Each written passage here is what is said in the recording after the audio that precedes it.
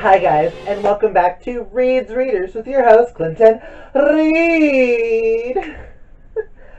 First off, if you can't tell, we are sitting next to two. I'll move these up because it's part of next month's TBR and we'll get there later. If you can't tell, I've got two black shelves. This one used to be that white shelf, but it's been replaced. So this is kind of like the new sort of corner. I'm still trying to figure out, you know me guys, every video is probably going to be at a different angle because, let's be honest, I'm trash like that. So, but I finally got shelves that match. No offense to the white shelf. I thought I was going to do like this whole black and white theme, but I really like the fact that this black shelf matches this other black shelf, and then my other black shelves match this black shelf. So I might be going back to my black shelves.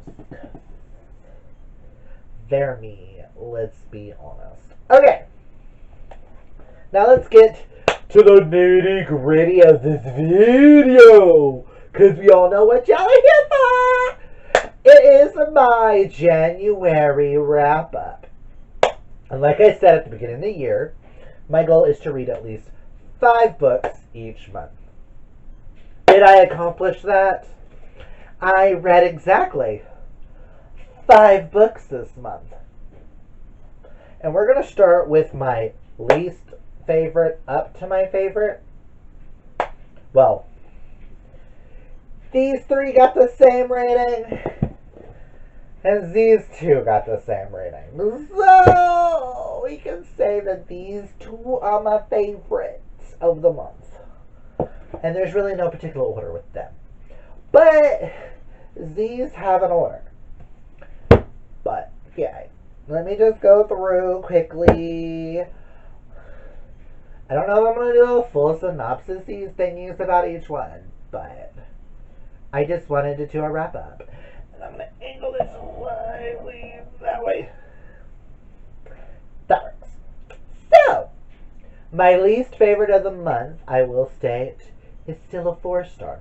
I had 3 4 stars and 2 5 stars this month. Still, good reading month. But then again, how often do I rate underneath a 4-star? Which I feel like this year I might start doing that a little bit more, because I want to challenge myself and step outside my comfort zone. So I'm going to be getting books in the library that I normally would never read, like maybe some classics. It's going to be interesting this year. But back to what I was saying. Now, I have 3 4 stars, so let's get into it. My least favorite of the 4 stars is going to have to be First and Then by Emma Mills. This is a kind of Pride and Prejudice meets Friday Night Lights contemporary novel about falling in love. I will state it's Emma Mills. It's super cute. It follows Devin Tennyson, who wouldn't change a thing. She's happy, slightly crushing on her best friend Cass. But the universe has other plans. It delivers Devin's cousin Foster, social outlier with a surprising talent. But you later find out he's a really good kicker with football. And then there's a maddeningly attractive Ezra right where she doesn't want them. So, Ezra happens to be like the Mr. Darcy of the story. And then you've got her. She's like the Elizabeth Bennet. Foster's like one of her sisters. Just like, no, Foster's kind of like Harriet. Again, never read Pride and Prejudice. Comment down below if you think I would actually like Pride and Prejudice, because I've been kind of debating on if I want to read it or not.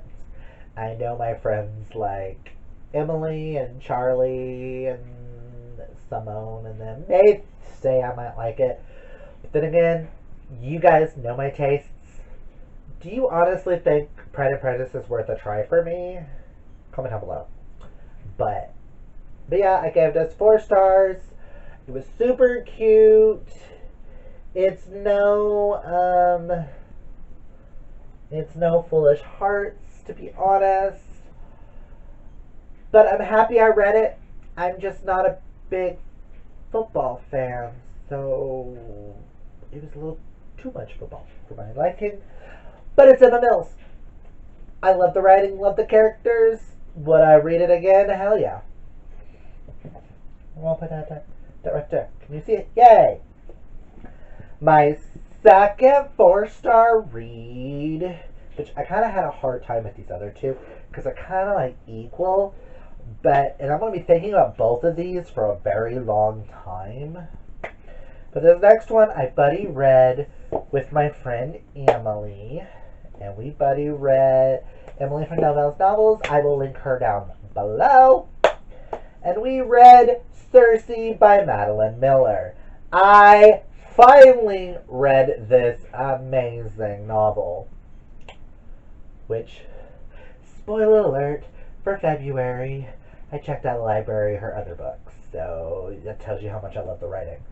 This is a retelling of kind of the Odyssey, but it's more of taking all the Greek myths about the witch of how do you pronounce it? Iantha.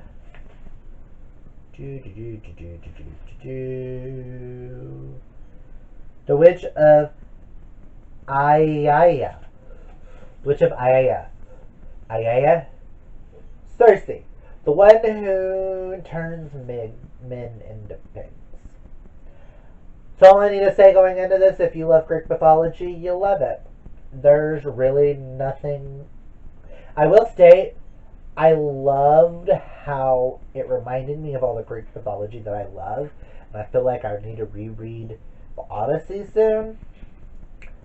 And I will state, I also love the fact that when Odysseus goes to Hades, which I can't remember why he does, but he goes there for some flower or something, that he sees Achilles and Patroclus holding hands and being in love, and it not be a big thing. So I will state, I appreciate that. Hence why I will be reading some of Achilles very soon. But yeah, 4 stars, definitely highly recommend. Everyone check it out. It's really good. And this is one of the best representations of witchcraft I have seen in a long while. So this one will definitely be one of my favorite witch books for a long time. It just didn't get a full 5 stars because it didn't make me laugh. I didn't overtly laugh. I didn't overtly cry. It didn't to get a 5 stars for me, which is my new rule, because I give 5 stars out way too easily. But to me, a 5-star now is you have to cause me to have some sort of strong emotion. I have to be yelling at the book. I've got to be crying with the book. I've got to throw the book across the room, figuratively speaking. I've got to fall off my bed rolling with laughter. Something like that, if that makes sense. And this just didn't cause any of that. Ooh, excuse me again. Didn't cause any of that for me. It could be because I already know Circe's tale. So there was nothing new information added to this. But I will say I loved getting to see it all from her perspective. So really, really, really highly recommend. And especially if you like Greek mythology and strong female characters. I'll go next. Yeah. Next is a book that a friend of mine lent me. My friend Jake lent me, and it's one of those books that I thought, am I gonna like this? Am I not? I don't know. And it ended up becoming an amazing book. It wasn't like the perfect book for me, but it was almost there. And that is Indexing by Seanan McGuire, which is about a world where there's let me see if I can explain this.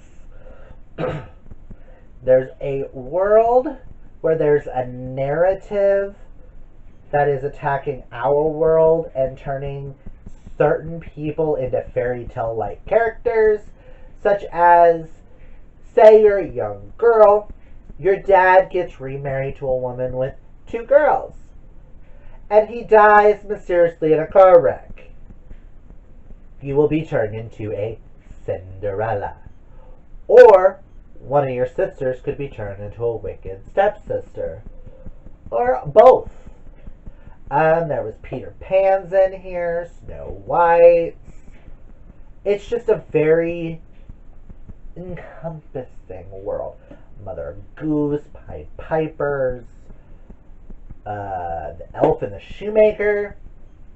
But this follows an ATI management bureau, which they are basically there to stop the ignore the cats and the laundry machine, or the dryer, sorry.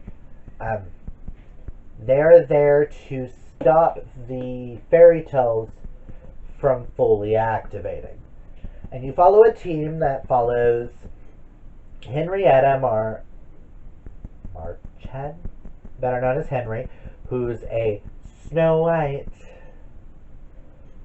Hers has been averted. You follow Sloane, who's a frozen Wicked Witch. Or not Wicked Witch, Wicked Stepsister.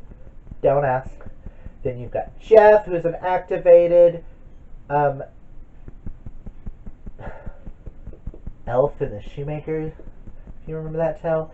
You follow Andy, who is normal, but brother was killed due to fairy tales, so he wanted to help stop them, who also, mind you, is gay.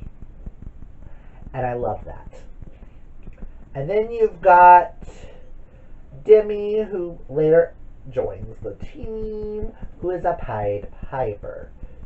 So, I will state, one thing I really love about this is I loved the way she created the world, for one, and 2, every LGBTQIA2 plus character that was introduced.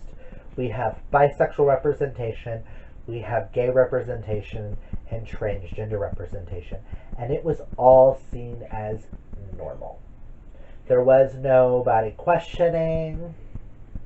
I mean, there was a little questioning with the trans character, but that was more so of their story arc of Snow White and Rose Red. But it wasn't deemed as a bad thing. It was just, wait, I thought there had to be 2 girls. How do you have a brother? Type of thing. And the way that they described it and all of that, it was deemed normal and perfect. So I highly recommend this book. Gave it 4 stars, and I cannot wait to get my hands on the sequel because I need to know what happens next. And I will be definitely checking out more from Seanan McGuire in the future.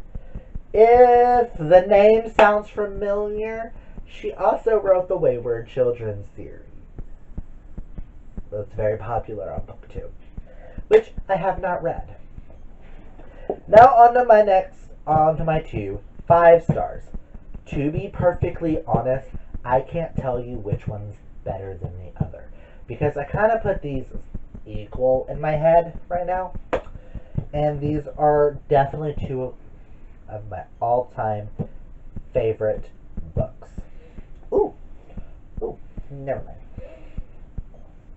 We will just start with the one I buddy read with a bunch of group of people, with Emily from Novellas Novels and Mel from Completely Melanie. I cannot speak today. And a bunch of people up on Twitter.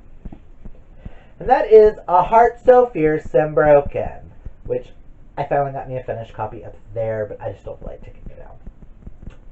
This is book 2 to A Curse So Dark and Lonely.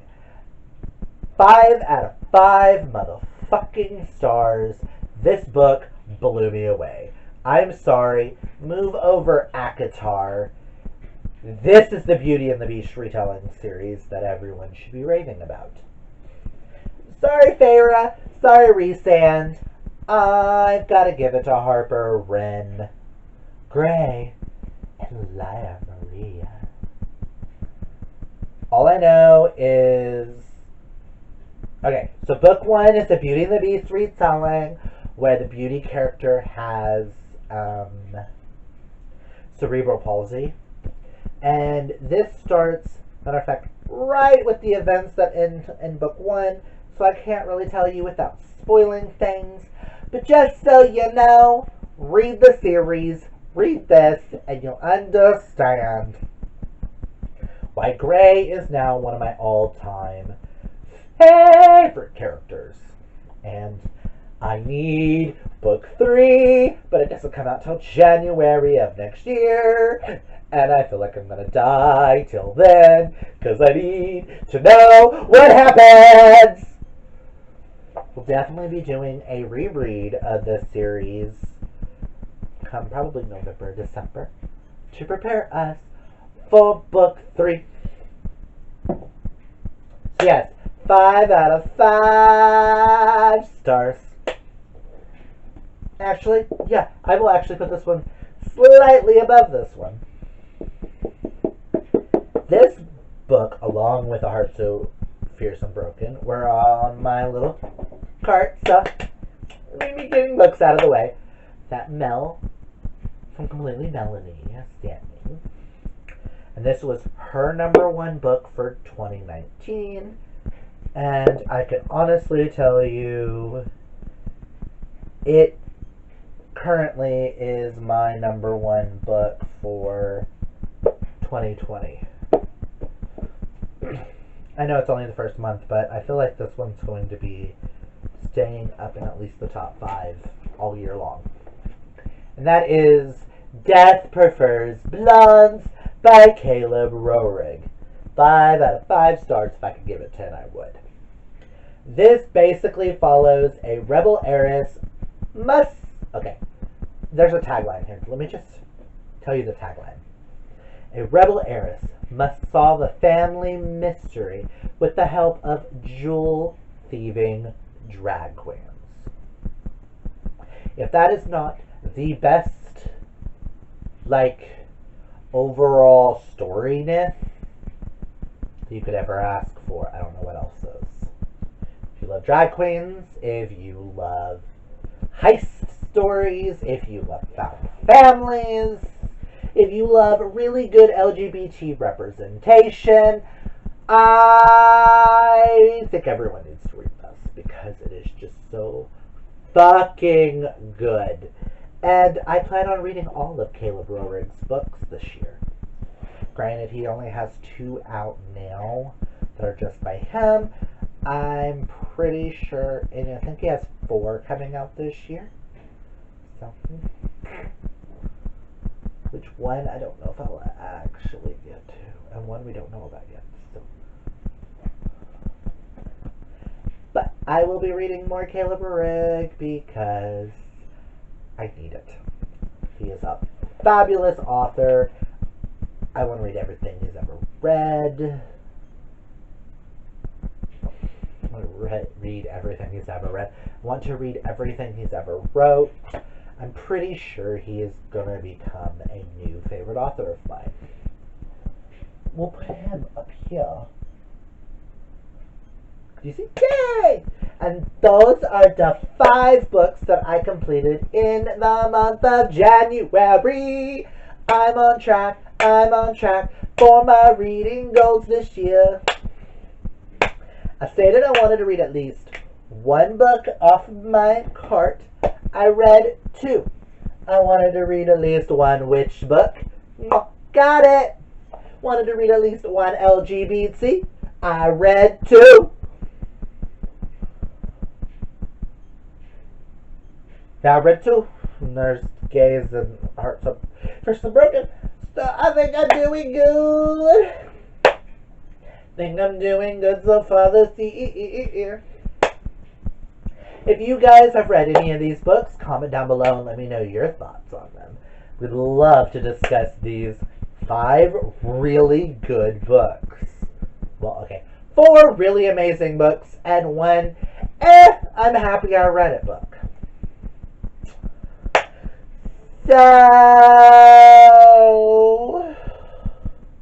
that's all I've got for you guys today. I think I've lost my mind just a little bit. But remember, kids, reading is what?